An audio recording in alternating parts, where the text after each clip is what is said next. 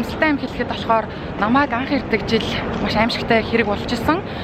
Тэрний юу вэ гэхээр террорист халдлага болж исэн байгаа энэ кафе шопт. За ингээ бүгдээрээ сайн байна уу? Юкан та бүхэндээ шинэ влогоор уулзж байгаадаа баяртай. За магадгүй та бүхэн миний энэ влогийг анх удаа үзэж байгаа бол Юка болон Темка хуудсанд дараад бүх видеонуудын маань үзээрэй. Харин видео маань таалагдвал та бүхэн subscribe хийж миний цаашдын видеонуудыг бас үзээрэй.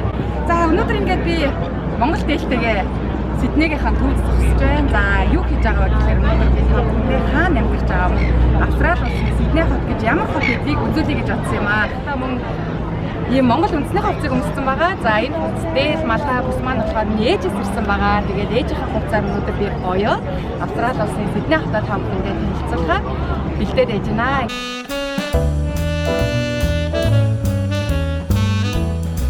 Хоёр мэдж байгаа Опера хаус маань дэлхийн 7 гайхамшиг нэгт бол бүртгэгдсэн байгаа. За тэгээд Опера хаус 1959 онд бол хамгийн анхны одоо үндс шаваад хэлсэн юм байлээ. Тэгээд 1973 онд буюу нийт 14 жилийн дараа ашиглалтанд орж үе талгаа нээсэн ийм мундаг одоо хэд алтартай юм Дюрин театр байгаа.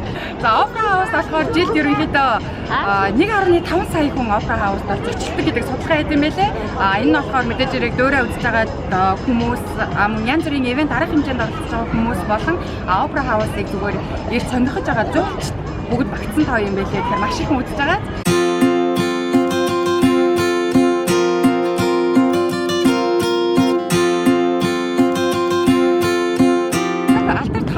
Гүүр маань яг Опера хаустаа маань зэрэгцээд оршдог байгаа.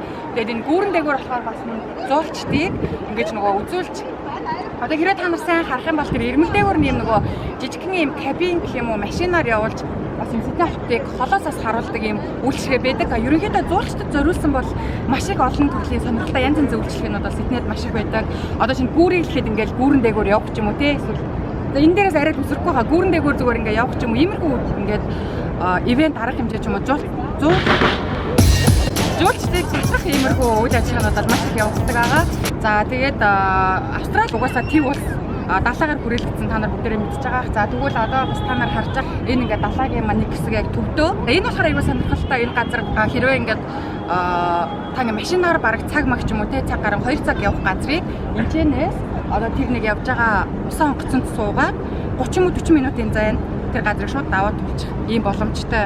Тэгэхээр юу гэсэн үг вэ гэхээр тээврийн хэрэгслэнээс нэг төрлийн усан онгоц бас байдаг байгаа. Тэгэхээр машин автобуснаас гадна мөн усан онгоцоор суугаатаа ажил хичээлдээ өдөр тутамдаа бас явах айгүй боломжтой.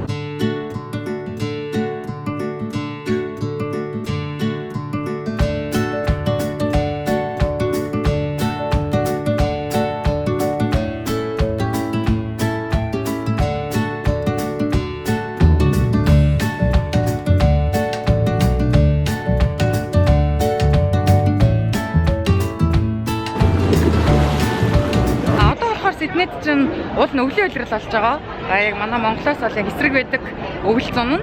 Гэхдээ өнөөдөр бол амар гоё яг бичлэг хийгсэн шиг амар дулаахан нартай. Айгуу гоё өдөр байна. Би энэ бичлэгийг нэлээд удаа хийх гээд чадаагүй. Яагаад тэгэхээр цаг агаараас болоод зарим өдөр нь маш их бороотой эсвэл зарим өдөр нь амар салхитай байгаа болохоор бичлэг хийж болохгүй байсан. Харин өнөөдөр айгуу гоё өдөр таарад тэгээд ингээд бичлэгээд явж байна. За миний одоо яг энэ гон харагдаж байгаа Титаник гэх юм уу? Ийм онгоцнод Титаник юм ийм онгоц ирсэн байна. Энэ онгоц болохоор айгуу гоё ерөнхийдөө далаад нөгөө аялалд явдаг онгоц байгаа. Нэг сараар ч юм уу эсвэл заримдаа 4 шин 5 өдөр ч юм уу тиймэрхүү аяллууд хийдэг. Тэгээд энэ онгоцныхоо болохоор хамгийн дээдлээ амар том юм битүү пүүлтэй, усан самтай.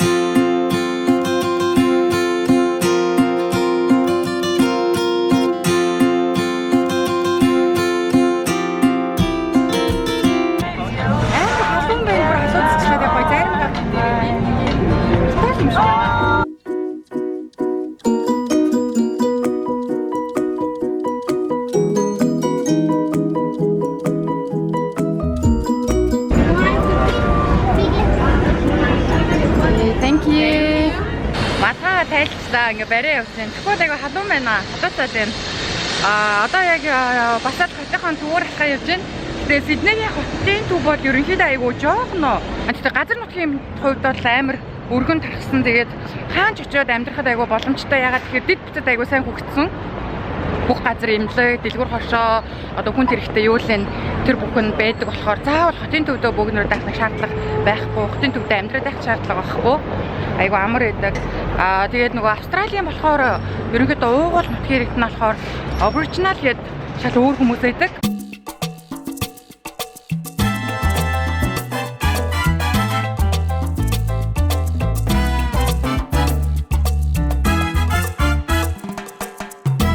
За саяны миний зургийг харуулсан иймэрхүү хүмүүс байдаг. Анх бол яг мэдхгүй иржсэн. Тэгээд яг энэ хүмүүс нутгийн иргэд гэдэг нь харчаа хөөх бүр бодсноо шал өөр юм арлын хүмүүс бараг Индиан шиг тийм хүмүүс яг харчаад Австралийн нутгийн иргэд гэдээ харахад бол бүр амар гайхажсэн. Тэгээд ерөнхийдөө нутгийн иргэд нь бол гэхдээ жилдээ бол маш их хүн ам зүүрч байгаа. Тэгээд Австралийн засгийн газраас бол нутгийн иргэдээ бол аягүй сайн харж ханддсан байлээ. Сар болгон тодорхой хэмжээний мөнгөнд итгэмж өгдөг, мөн үнэгүй байр орон сууцаа хангаж өгдөг.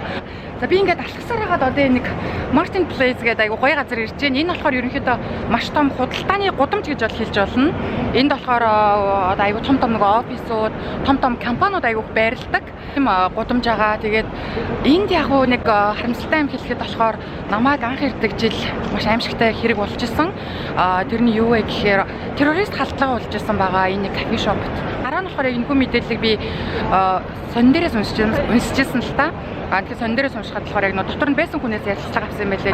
Энэ аимшигтай хэргийн улмаас 2 хүн насарсан байгаа. Нэг нь болохоор кафе шоп юм менежер насарсан. Нэг нь болохоор тухайн кафе шопоор үйлчлүүлж явж байсан эмэгтэй бол харамсалтайгаар насарсан юм байлээ. Тэгээ яг миний одоо энэ харагдаж байгаа энэ том одоо энэ гудамж өргөн чөлөө бол яг тухайн үед бол битүү юм цэцгээр хужигдаад ягаад тэгэхээр нутгийн ард иргэд нь гасарсан 2 хүндээ минут илэрхийлээд энэ талбай бол нэлээдээ цэцгээр бүрхэгдчихсэн.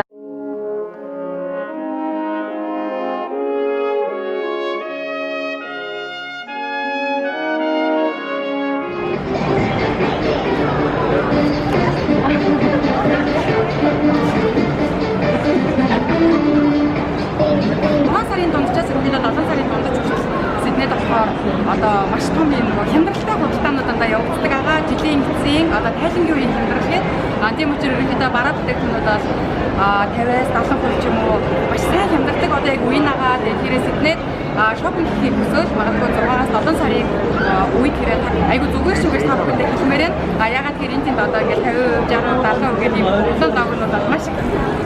Хөөх хинаараа ийм гоё зураг зурж байгаа юм биш. Вау, Mona Lisa. Шууд ингээл зурч ямар гоё.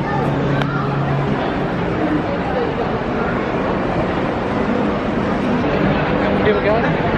Yeah. Excuse me. Yeah. I know this is strange. We saw you down at Circular Quay and we're playing a game with our 3 girls. And we'd like to get a photo with you. Oh, really? Okay. Game. Are you vlogging something, eh? Yeah, I'm vlogging as well. Oh, that's Well, we're playing an amazing race with our children. Oh, that's So, yeah. So, can we get a photo? Yes, maybe I should put my hair. Anyway. Okay, yeah. It's just video. Okay. That's all right. Yeah. Hi, Mongolia. За би нөгөө сая юу хэлчихсэн бэ гэхээр дөрөв би та нарт хэлчихсэн шүү дээ 6-7 сар бол хямдралын сар гэж хэлчихсэн. Одоо миний хойно одоо Zara гэдэг ийм том хямдрал зарлцсан байна. 60% хүртэл хямдрал зарлцсан байна. Тэр харагдаж байгаа. Тэгээд энэ мэдчлэн ингээд дэлгүүрүүд бүгд ерөнхийдөө маш их хямдралууд зарлцсан байгаа. Тэгэхээр өдийн үед л яг Сиднейд ерөнхийдөө шопинг хийдэг үе.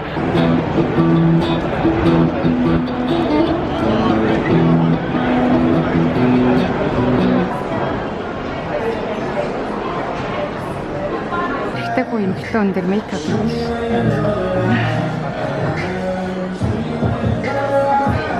За ингээд өнөөдөр маань видео энэ хүрээд өнгөрч байна. Та бүхэнд миний видео маань таалагдсан гэж хэлдэг. Хэрвээ цаашдаа олон видео